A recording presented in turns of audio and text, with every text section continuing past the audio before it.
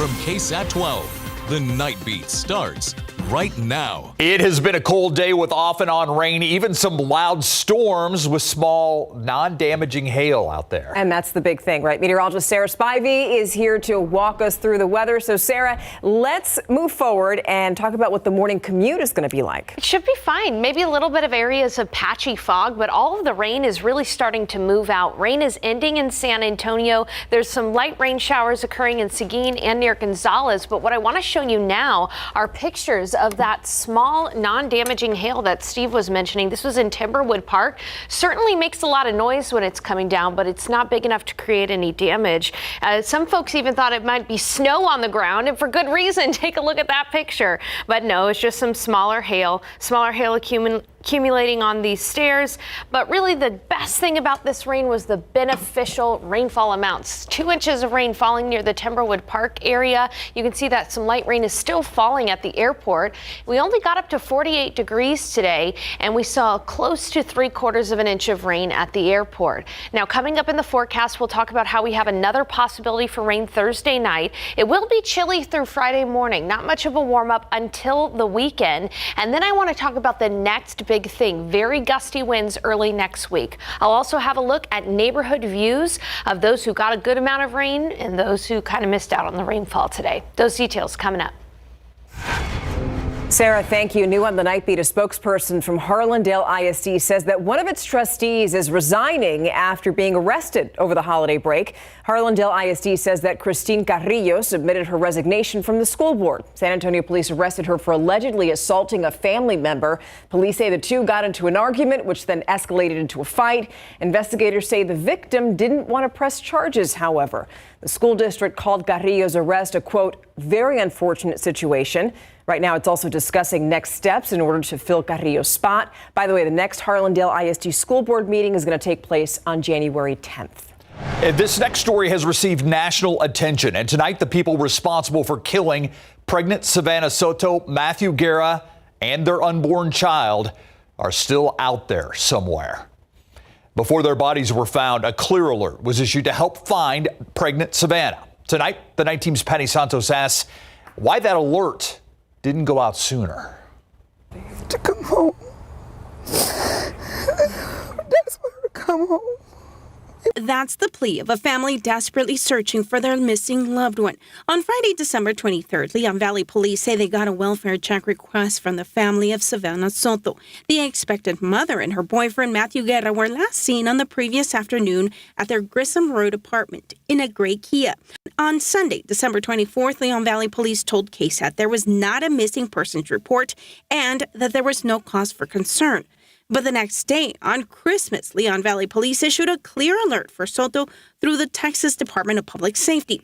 Today, we asked Leon Valley Police Chief David Gonzalez why the clear alert wasn't issued sooner. He declined our request for an on-camera interview. He did say that initially detectives were sorting out all the information they were receiving to determine what could be going on with the couple. There has to be some indication that their disappearance was life-threatening and involuntary.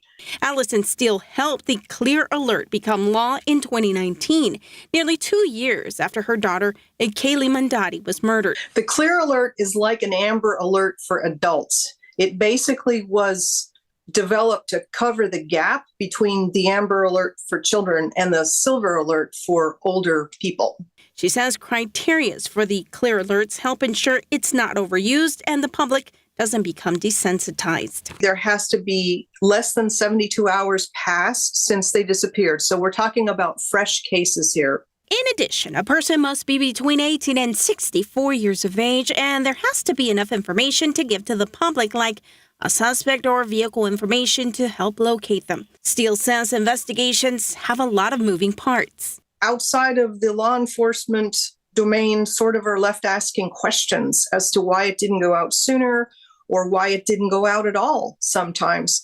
But the thing to remember is we just don't know. These are active police investigations. So those of us, outside of those agencies don't really know what the evidence is on the table. Patty Santos, KSAT 12 News. And tonight, a man charged with murder after confessing to killing a migrant man in Medina County. The Medina County Sheriff's Office says the body of 31-year-old Jorge Armando Espinoza Martinez found on Wednesday along the side of the County Road 371. Sheriff's deputies say Martinez had been shot 3 times. They say their investigation led them here to San Antonio to this man, 36-year-old Jeremy Dothit. Deputies say he admitted he killed Martinez. Dothit arrested, charged with murder and abuse of a corpse. His bond is set at $210,000. Now, San Antonio police say that this man right here killed somebody, and it was after a disagreement over rent. Sean, is there anything you want to say about the charges against you? Are you claiming that your actions were in self-defense? 37-year-old Sean Pavanka, didn't say anything as KSAT reporter Garrett Berger asked him about the charges he's facing. Police say that Pavanka killed 41-year-old David Beck last month on West Weisach Avenue near Blanco and Fredericksburg Road. Pavanka's girlfriend was Beck's landlord, you see. She was trying to evict him. The thing is, though, that Beck had won the appeal, and the day that he was killed, he was actually planning to show his landlord the proof of that. But investigators say that when Pavanka confronted Beck, things escalated. Made a fist and swung towards the victim, stopping inches before his face. The victim stepped back and said, "Hey, take it easy, don't hit me." We should mention that both of the men were armed at the time. Investigators say that Pavanka shot Beck and that when they looked at video evidence, they say that it showed it wasn't in self-defense. As for Beck, his widow said that he was a bartender and that he also leaves behind a 4-year-old child and a baby on the way. A woman stabbed more than 30 times, and now sheriff's investigators are saying it was her own 13-year-old daughter who did it. It's an update to a story we brought you Thursday on the Nightbeat. This was the scene at the home on Talon Run near 1604 and Shanefield Road. The 33-year-old mother was taken to the hospital with life-threatening injuries, still working to learn her current condition. It is not clear why investigators say her daughter is the one who attacked her. Border encounters reaching new heights in December. Authorities encountering 225,000 migrants at the border last month, breaking a monthly record that stood for more than 2 decades. That surge forced International Bridge 1 at Eagle Pass to close down back on December 18th. Senior White House officials announced hours ago that all CBP operations will resume at that Eagle Pass bridge on Thursday. U.S. and Mexican leaders continue to work on solutions to the crisis at the southern border. And speaking of the border, weeks after Representative Tony Gonzalez asked Congress to act on the migrant crisis, a massive delegation is visiting Eagle Pass. And that includes House Speaker Mike Johnson. Our Daniela Ibarra spoke with local business owners who are hoping that this visit actually brings about change. Just 2 weeks ago, this field behind me was packed with migrants. We're talking at its peak, 2,400 migrants waiting overnight to be processed by Border Patrol. Now it's empty, and the people who live here in Eagle Pass, they're hoping that tomorrow's visit won't lead to empty promises. I hope they do what you guys are doing, coming, talking to people, asking what's going on, because we vote for them. I feel like we need to have our voices heard. It's a simple request. Francisco Hernandez wants elected leaders to listen to Eagle Pass's issues. We need their help to come and see what's going on. What's going on less than a mile away from his Western wear store is a crisis. A December surge of migrants hit what Eagle Pass leaders call historic levels. Border Patrol shifted its resources to processing, delaying wait times to cross the international bridge. But people are used to doing 3-4 hours in line during the holidays. It's the busy time of the year, about 13, 14 hours, and that's ridiculous. That's why I lost a lot of business, because who's gonna wanna wait in line that long? Hernandez says it's hurting local businesses. My clients from over there did not get to come through the months of November, December, and obviously now January. So I did the numbers. I think I missed out on about 40% of my business. But right now, with the way things are going and the lines that you have, people aren't coming back or not going and coming the way the people here are used to. Jorge Barrera, president of the Eagle Pass Chamber of Commerce, says he expects this issue to continue until leaders step in. It can't just be one person or one group of people. It's got to be all of them together that makes a change. Hernandez hopes this delegation's visit brings meaningful change. If I feel they just come, have a conversation, they see what's going on, and they can probably start putting things into place to make it better for us because that's what we need. Next week, Eagle Pass is expecting another federal visitor, this time Secretary of Homeland Security Alejandro Mayorkas. He's expected to meet with Border Patrol and local leaders. Reporting for the Nightbeat, Danielle Ibarra, KSAT 12 News.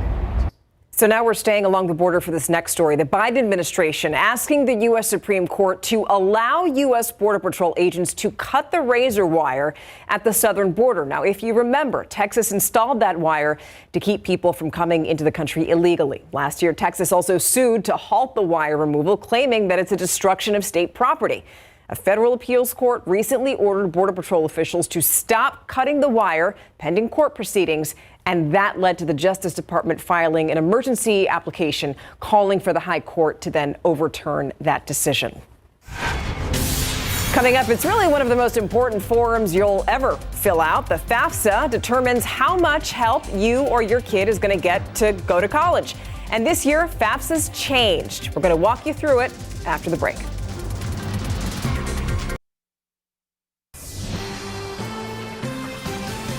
Okay, from here on out, when you or your kid apply for financial aid for college, things are going to look differently. So you've heard of the free application for federal student aid, which you also know as FAFSA.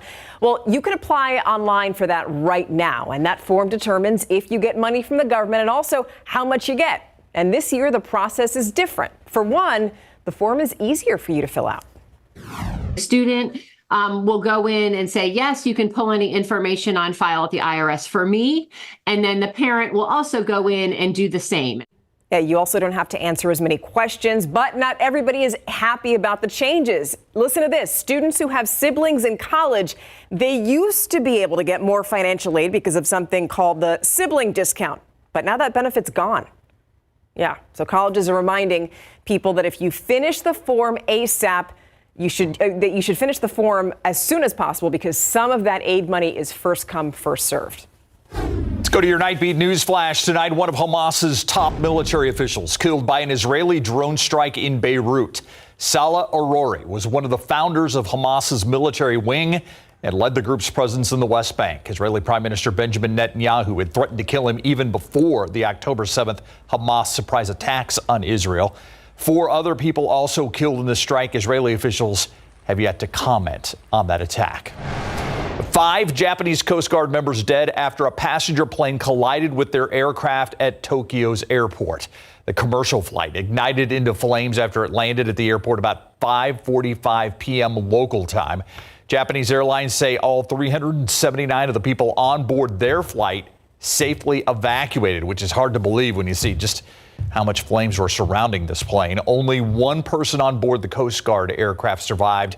They're still in critical condition tonight, according to major news outlets in Tokyo. And that's a look at your Nightbeat News Flash. Incredible. Now back here at home in our first KSAT Q&A of 2024, we welcomed Mayor Ron Nirenberg, and he spoke with us about exciting new plans for San Antonio. Yeah, and we also took the opportunity to ask the mayor about one of the most talked about topics for the future of our city. That's the possibility of a new arena for the Silver and Black. When it comes to the San Antonio Spurs, I know there's speculation about a potential new venue. We just want to make sure that we're taking a big picture look at this. And of course, that means that there's a lot of moving parts. I do hope that there's more clarity as we move forward through 24 and answer some of those big questions as we get through the year. Also asked the mayor to discuss the possibility of a new baseball venue for the San Antonio Missions. Yeah, you can watch our full interview with Mayor Nirenberg right now on KSAT.com. It's also on our KSAT YouTube page. Now we're going to take a live look outside, see what's going on out there. 47 degrees, and you look at the road, still kind of wet right there. So here's the thing. The rain has been very good for many reasons. Obviously, we needed the rain also for allergy sufferers, and we got it where we needed it. Exactly, Stephania. So even though the rain is ending, and even though some did see some small non-damaging hail, This is all good stuff for us in San Antonio. Take a look at the authority radar right now. As you can see, rain is moving out. Really areas near to LaGrange, Gonzales, and Lavaca County getting the bulk of the rainfall. This will continue to move east overnight. As I look a little closer to San Antonio, I want to show you that there still are some lingering showers here, but they're on their way out. Wilson County, I'm so sorry you just didn't get in on all of the rain as we did here in San Antonio. But Floresville, Poth, you're getting some brief showers right now. So let's go ahead and let's talk about rainfall amounts and why this rain was so beneficial. Here's a look at today's rainfall. You can see, again, Wilson County, so sorry, Atascosa County, this rain really missed you as a whole. But through areas in Bexar County, we really had a swath from about the Medina Dam area all the way up in Comal County through Sattler, through Timberwood Park, Chavano Park, Leon Springs, of an inch plus of rainfall in those areas. Very good rainfall amounts. At the airport, just under 3/4 of an inch of rain, just under 3/4 of an inch of rain for New Braunfels as well. Seguin, less than 1/2 inch of rain. What I've outlined here is the aquifer, the Edwards Aquifer recharge zone and the drainage area. All of this healthy rain that fell along that swath fell right into the catchment area of the aquifer. So hopefully we'll see the aquifer go up. Now I've transitioned and shown you the extreme drought. You can see that this rain really fell right where it needed to over the extreme drought, not only here in San Antonio, but up I-35 toward Austin as well and out toward Fredericksburg. To wrap it all up, another benefit, Mountain cedar. Mountain cedar has been very high to very high the last couple of days, but with the rain, we are hopefully at least going to see a temporary relief from the mountain cedar. Stay tuned for that pollen count tomorrow and in the coming days. But just a friendly reminder, mountain cedar season doesn't fully end until about Valentine's Day. Here's a look at the weather setup. All the rain is starting to move out, but we're still seeing plenty of rainfall for East Texas. That's that low pressure system that brought us the rain. There's another one working its way through California right now. This is our next rain chance in San Antonio, mainly on Thursday night. Now, I don't think that coverage will be as widespread as it was today, but still Thursday night into Friday, that's our next opportunity for rain. Looking at you, Wilson County. Hope you get to see some rain that evening as opposed to today where it just wasn't all that much. 45 degrees early in the morning. Some patchy fog may cause some issues for the early morning commute, but generally rain will be out of here by noon, 52, and the high tomorrow only 56, so on the cooler side. Now today was chilly, but tomorrow will be cool, a little bit warmer, but still cool tomorrow and still cool on Thursday with a high of only 53. We see a gradual warm up by the weekend. It's going to be beautiful outside, but I do have to mention that beyond the weekend, the next big thing I'm looking for and paying attention to is that wind gusts will be very high Monday and Tuesday. A 45-mile-per-hour wind gust is pretty strong, so take this beautiful weekend to perhaps put up those Christmas decorations outdoors because those winds are going to really kick in on Monday. Otherwise cool. You'll need the jacket tomorrow and Thursday. Very nice over the weekend, and another opportunity for rain Thursday night and again on Monday. Great way to start the year. Absolutely. Okay, thank you. All right, let's go to Memphis right now where there are two young men who will probably face each other quite a few more times before their NBA career's over. It was very entertaining to watch them two exchange punches. Rookie Victor Wembanyama for the Spurs and star point guard Ja Morant for the Memphis Grizzlies. And Morant showed no mercy. We'll show you the highlights after the break. Plus, his career will live on forever. The holder of 38 records at UTSA, Frank Harris, making a big announcement reflective of his long history with injuries after the break.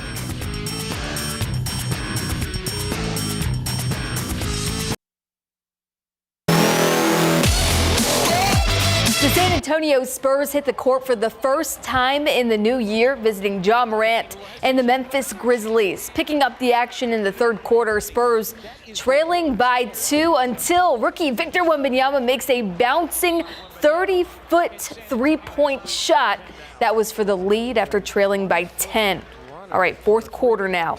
Grizzlies in the driver's seat, 16-point lead for Memphis. Morant brings the house down with a monster driving dunk over Wemby. Those two exchanged punches all night, and it made for a very fun watch. But in the end, the Spurs fall by a 106-98 final. Now 5-28 overall, 3-14 on the road, and 5-19 against Western Conference opponents. Wembanyama led the Spurs with 20 points. Morant finished with a game-high 26. Football coverage brought to you by Davis Law Firm. The Houston Texans enter the final week of the regular season in a three-way tie for first place in the AFC South, and there are a few scenarios on the table for the Texans to clinch their first playoff berth since 2019. If Houston beats the Colts and the Jaguars lose or tie, the Texans would then win the AFC South Division title. And to just clinch a playoff spot, Houston would need a win, or it could tie as long as Jacksonville loses and Pittsburgh either loses or ties. Certainly a lot on the line this Saturday when Houston visits the Colts for a rematch, and rookie C.J. Stroud is excited. Yeah, I'm excited. I'm ready to have fun. I think, like I was saying earlier, it's just go be myself, go be ourselves, go just put it on the field, and there's nothing to lose, there's a lot to lose, but in my mindset, there's nothing to lose. What's the worst that can happen, by playing hard and playing fast? So we don't doubt ourselves. We really think we can win this game, and that's the plan. So we'll go out there and just execute. The Texans and Colts kick off at 7:15 on Saturday night right here on KSAT 12. Just about everything went right for the Dallas Cowboys in Week 17, and now entering their final regular season game of the season on the road against the Commanders. The Cowboys can clinch the NFC East with a win. Dallas currently holds the 2 seed in the NFC, and the Philadelphia Eagles fell to the 5th seed after losing to the, at the time, 3-12 Arizona Cardinals. Just a couple of weeks ago, the division was the Eagles to lose, but after Dallas's emotional win over Detroit, head coach Mike McCarthy knew exactly what was on the table. Yes, it's nothing surprises me. I was there rooting for the Cardinals all the way, my wife and I, in the fourth quarter. But no, you see it all the time. It's just such a competitive league. The NFC East crown will be settled this Sunday at 3:25 when the Cowboys kick off at FedEx Field, the home of the Commanders. Well, after a long and decorated college football career, former UTSA star quarterback shared with the world this evening that he has decided to retire from the game of football. Harris saying football has taught him so much, but after 10 surgeries, his body has been through a lot. And while having no regrets, he believes it's best to move on from the sport and on to a new chapter of his life. Harris is a Clemens Buffalo alum and owns 38 school records at UTSA. All right, after the break, the Texas Longhorns come out on the losing end of a nail-biter in the Sugar Bowl with a trip to the national championship on the line. Stay with us. New Year's Day saw 2 dramatic finishes in the college football playoffs. In the Sugar Bowl down 6, the Texas Longhorns drove the length of the field in the final minute, fueled by this clutch 41-yard strike to Jordan Whittington, which helped set up Quinn Ewers with 4 tries at the end zone to walk it off. But Texas couldn't convert, and the Longhorns fell 37-31 to the Huskies, ending their final season in the Big 12, 12-2 overall. The Longhorns got in their own way a lot of the game, penalized 10 times for 66 yards and 2 turnovers. For whatever reason, we had some uncharacteristic kind of anxiousness at the line of scrimmage. And I don't know if that's because of the layoff or just, sometimes being in the environment and you're a little excited to go play. But I thought we rebounded from those things, and we ran the ball really well early in the game. But like I said, when you fall behind, it kind of stressed us where we had to kind of not lean on the run like we wanted to. And I thought that really changed as much of the game as anything, to where we really couldn't lean into the run and then complement it with the passing game. We had to really start throwing it and then mix runs when we could. It'll be 2 undefeated teams in Monday's national championship game next week, Washington against Michigan. Offense versus defense. I really thought the Longhorns were going to pull it out, though. Me too. It seemed like they had everything going their way. I turned the game off on that last drive that Washington had. I didn't know they would get the ball back. There you go. Thanks, Mary. We'll be right back.